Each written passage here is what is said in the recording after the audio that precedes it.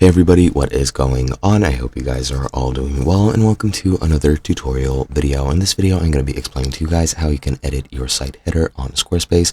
So let's get right into it. Now, as you can see, currently I'm on the homepage of one of my test sites on Squarespace, and I'll be showing you guys how you can edit your header from here.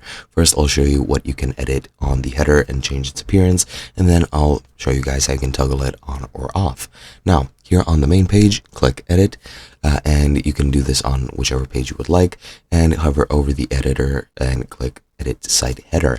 Now this will of course allow you to add elements, edit the design, change it however you want. You can extend it if you want, for example like this.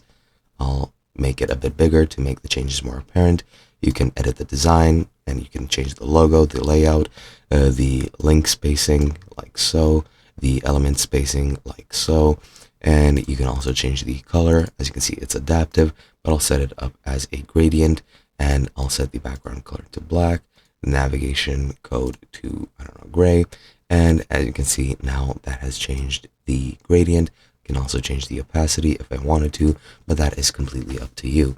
Otherwise, you can also add elements such as buttons, social links, cards, accounts, and language switch. This is pretty restrictive in comparison to the footer or other sections, so just add what you want and then click save.